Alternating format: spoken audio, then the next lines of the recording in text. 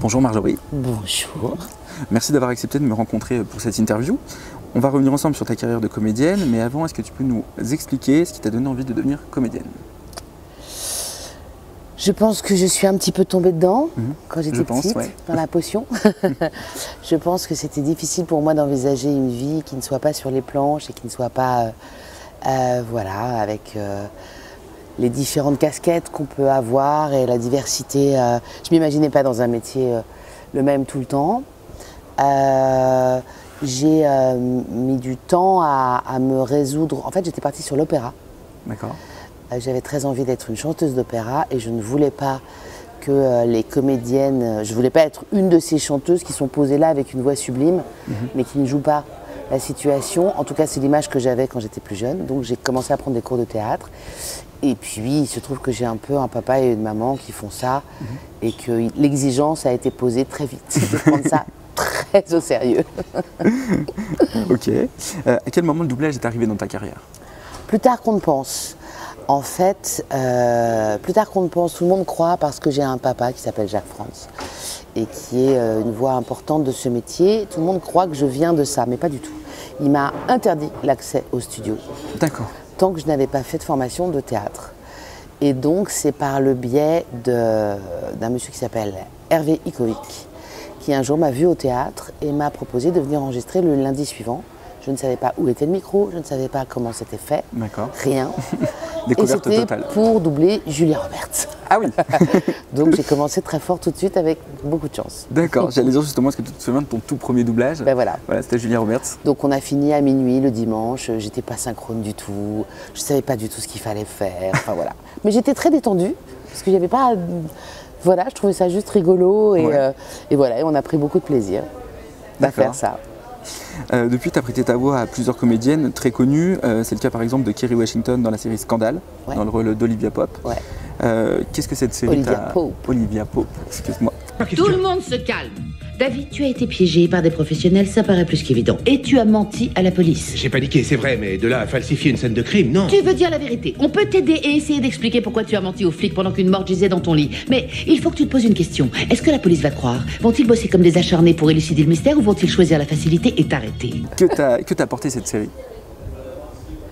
La rencontre avec Perrette Pradier. D'accord. Personnage impressionnant, formidable, généreux, gueulant. Et la construction d'un personnage sur beaucoup de saisons, avec le début où elle n'est pas en production et où elle est mieux. Et puis petit à petit, elle commence à mettre son nez un peu partout dans la production et elle décide. Et le scénario part un petit peu, pour moi, se délite et un petit peu plus vaseux. Et puis, personnellement, une technique. Parce qu'elle surarticule tout, elle surjoue tout, elle a une très grande bouche et que donc il a fallu avoir une articulation d'enfer et elle a un débit qui est impressionnant, quoi. Donc voilà, c'est ce que ça m'a apporté. Ok. Dans la série Desperate Housewives, tu doubles durant 23 épisodes, l'équivalent d'une saison, l'actrice Drea D'Amato dans le rôle d'Angie. Comment s'est passé ton passage sur cette série dont tout le monde parle encore aujourd'hui? Un plaisir. J'ai beaucoup aimé. D'abord, j'aime bien cette comédienne. Puis je trouvais ça sympa qu'elle soit décalée. Elle est rock par rapport aux autres. Complètement. Elle s'en fout et ça j'aimais bien. Ça remonte à longtemps maintenant. Donc, j'ai pas de précision, de choses précises. Le plaisir de travailler sur cette série emblématique. Et voilà, il y a un personnage décalé et rigolo à faire. Ok. Tu serais plutôt quel type de Desperate Housewives? Moi? Celle de la série? Celle-là. Celle-là? Ouais. Ça tombe bien alors. Voilà. Très bien. Vous pouvez la jouer comme ça. Mais si on achète finalement cette maison et qu'on se rend compte que c'est un véritable gouffre, je vais devoir retourner ma colère contre quelqu'un. Et ce quelqu'un pourrait bien être le négociateur qui a cru bon d'insister sur le fait qu'il vit juste de l'autre côté de la rue. Dans la série Sunset, tu as doublé l'actrice Jamie Clayton dans le rôle de Naomi Marks. Une des séries très particulières et très prenantes. Quel souvenir tu en gardes? La première scène. Très impressionnante. La première scène où elle a un godemichet et elle est donc en couple avec une femme. Et le plaisir de travailler avec José Lucioni, immense plaisir. Et le fait d'être obligé de tout, parce que physiquement c'est totalement une femme, impressionnamment une femme, mais vocalement il y a quelque chose de très très grave. Et donc arriver à être dans cette grand écart-là entre quelqu'un de très féminin, le personnage est très fragile. Avec une voix quand même très... Voilà, donc il y avait un équilibre qui était chouette à trouver et à travailler.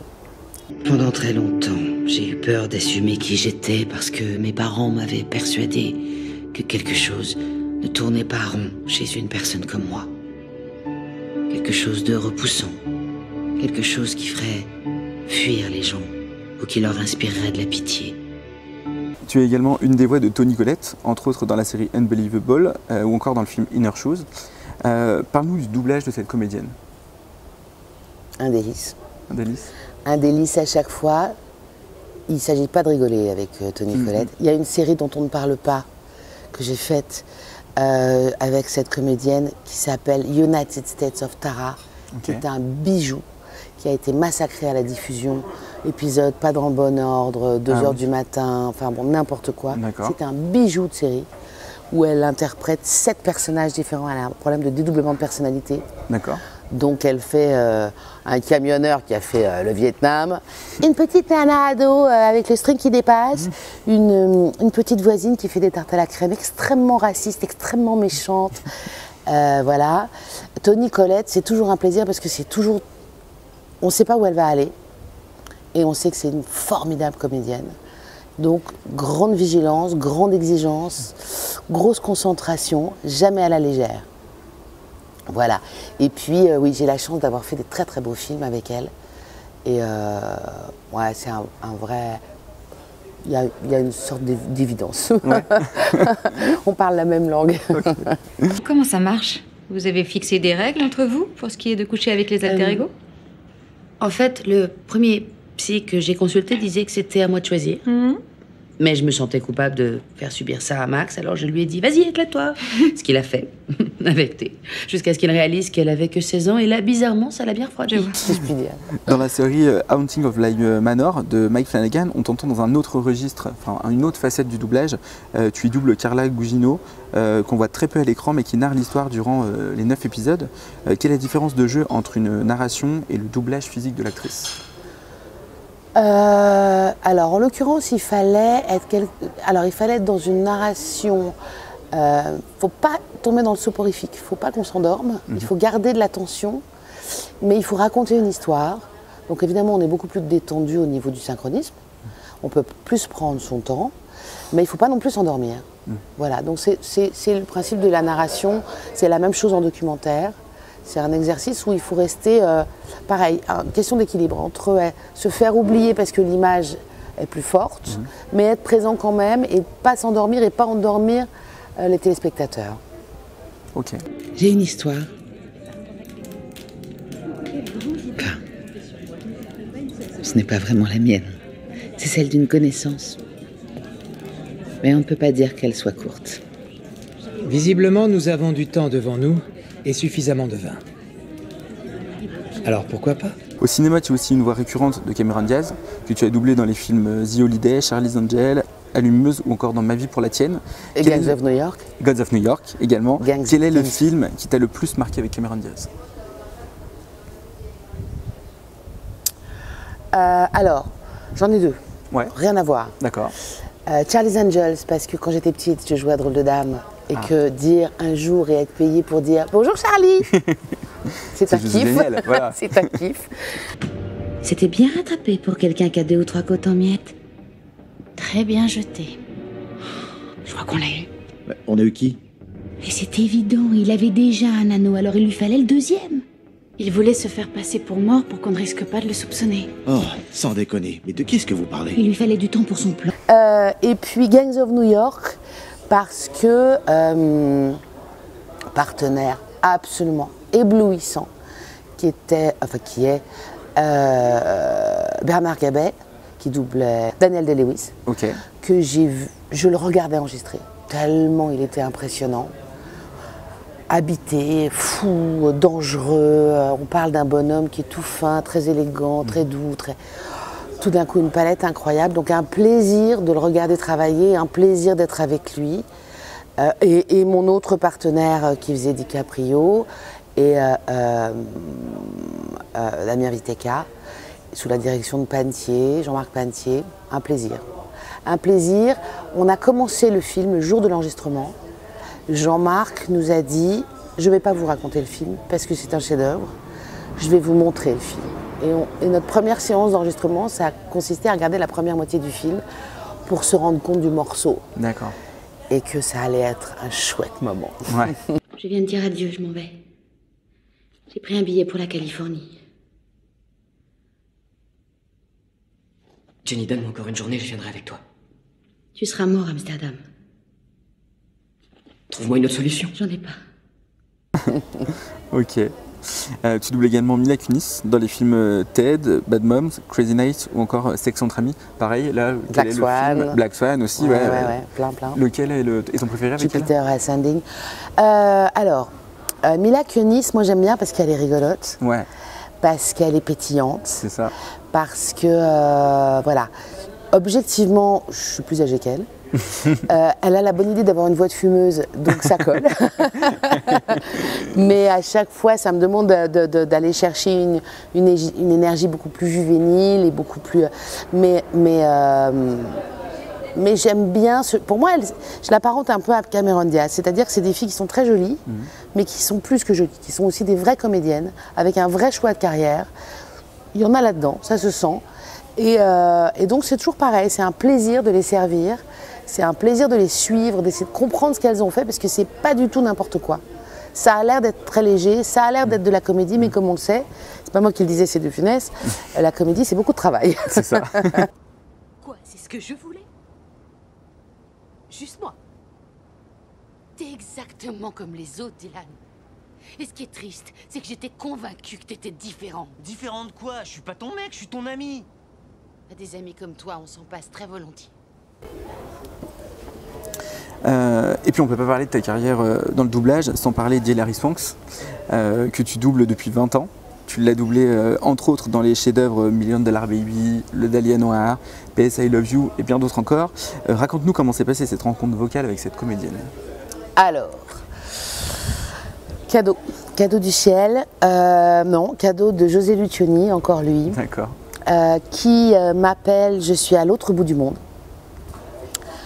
Pour des raisons familiales et personnelles, et qui me dit allô France, t'es à Paris lundi à 9h à Debigne.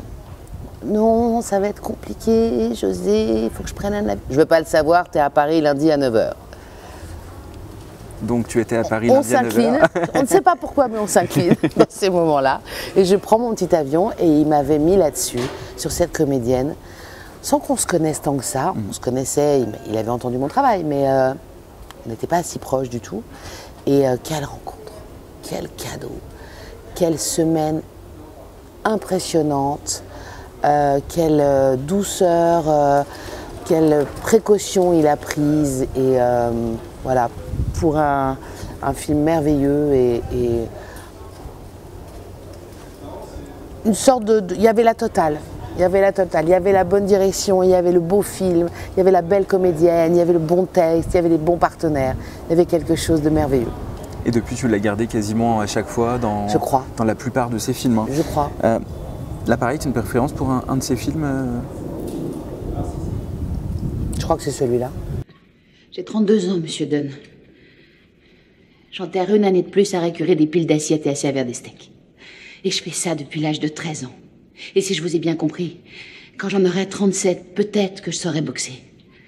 Et je dois dire qu'après avoir frappé cette fois pendant un mois sans aucun résultat, je suis en train de m'apercevoir que c'est pas vraiment gagné. Il y a des personnes dans ce métier qui m'ont guidée. Alors évidemment, je ne peux pas ne pas parler de mon papa, qui s'appelle Jacques France, et qui nous a quittés l'année dernière, qui doublait De Niro, et Mel Gibson, et tant d'autres. Mais je ne peux pas non plus oublier José Lucioni, qui vient de nous quitter, et qui doublait Al Pacino, et qui était un formidable bonhomme, aussi gueulard que tendre et généreux. Mais je ne peux pas oublier Perrette Pradier, qui m'a guidée aussi. Je ne peux pas oublier Béatrice Delphes. Je ne peux pas oublier Hervé Ikovic qui m'a mis au micro pour la première fois. Et j'aimerais croire que ce métier va continuer de cette manière-là, avec des cooptations, où des anciens emmènent des plus jeunes sur les bons rails, sur la bonne marche à suivre, pour que ce métier ne parte pas à volo et qu'on ne travaille pas vite et n'importe comment. Alors merci à eux. Parmi toutes les comédiennes que tu as doublées, y compris celles qu'on n'a pas citées parce qu'il y en a beaucoup, avec laquelle tu es le plus en face niveau jeu et niveau énergie? Alors il y a une comédienne qui est moins connue ici, mais qui s'appelle CJ Babette Knudsen, que j'ai doublée pendant 3 saisons dans Borgen, et on vient de faire une 4e saison, qui est une comédienne danoise. Je crois qu'on a quelques jours d'écart, et je pense qu'on a dû être sœurs dans une autre vie, tellement c'est... Voilà, ça colle parfaitement. Mais il se trouve que c'est une préoccupation majeure pour moi et pour le gouvernement. Et en ce qui concerne la méfiance des Groenlandais à notre égard, ce n'est que justice après 300 ans d'ingérence du Danemark dans leurs affaires. Bien, restons-en là pour l'instant. Ce que j'adore moi dans ce métier, c'est qu'en fait on peut jouer plein de choses différentes. Et évidemment en fonction des comédiennes, c'est plein de couleurs différentes sur la palette. Et donc, quand je vais faire Cameron Diaz qui fait l'andouille dans Charlie's Angels, je me régale. Mais quand je fais Hilary Swank qui est à vif dans Million Dollar Baby, je me régale aussi. Et quand j'ai ce plaisir, ou quand je fais Toni Collette, je suis très bien servie. J'ai vraiment beaucoup de chance. J'ai des belles comédiennes et c'est un honneur d'essayer de comprendre ce qu'elles ont fait, d'essayer de le retranscrire, de rentrer dans leur respiration. Vraiment, je suis très gâtée, vraiment. Est-ce que tu as un souvenir d'un doublage qui aurait été plus difficile que les autres à réaliser, par exemple? Les doublages difficiles, souvent, c'est parce que... Alors, plusieurs options. Soit le film a été écrit très vite, ou la série, et donc le texte n'est pas bon. Et donc, nous, sur le plateau, on doit changer tout. Et ça, c'est vraiment difficile. Ça tend tout le monde, on perd du temps. C'est pas notre métier. Ça fait que les dialogues sont moins fluides, etc. Ça peut être une option. Une autre option, ça peut être quand on n'a pas été choisi par le DA. En fait, on est imposé parce qu'on est une voix habituelle. Et qu'on tombe sur un DA qui ne nous aime pas. On a le droit, c'est possible. Ouais. On ne peut pas plaire à tout le monde. Et donc, il va falloir s'apprivoiser. Il va falloir arriver à comprendre le langage de l'autre. Et ça peut être compliqué. On peut avoir aussi un cas de figure où on est mis sur un rôle qui ne nous va pas. D'accord. Donc on va essayer de le rejoindre, mais c'est compliqué. On n'a pas forcément. Il ne faut pas oublier que nous, quand on arrive sur un film ou sur une série, on n'a pas l'histoire toujours. On nous raconte très brièvement l'état de la personne, pourquoi elle est comme ça, mais souvent on navigue un peu à vue. Ouais. Et c'est au fur et à mesure des scènes qu'on va comprendre. J'ai souvenir d'un film, par exemple, petite anecdote, où j'ai commencé par la dernière scène du film, pour une question de plan de travail, de disponibilité. Et le personnage, Juliette Lewis, pleure sur la tombe de sa grand-mère. Pleure toutes les larmes de son corps. Je pleure toutes les larmes de mon corps. Et en remontant le film, on se rend compte que c'est des pleurs de soulagement. Parce que sa grand-mère la torturait. D'accord. Si le directeur artistique ne nous donne pas ces clés-là, les pleurs ne sont pas les mêmes. Ouais. Et donc là, on n'a pas bien servi la comédienne. Voilà, ça peut être des situations comme ça. Après, moi, j'ai pas de problème. Plus c'est difficile, plus j'aime. Plus le challenge est balèze, plus je me réjouis. Donc j'ai pas de mauvais souvenirs, à part des situations un petit peu gênantes. Ça pourrait être plus sympa, mais rien de grave, vraiment. Ton meilleur souvenir en doublage? Oh là là, j'en ai tellement. J'adore ce que je fais. Alors je suis aussi directrice artistique. Ouais.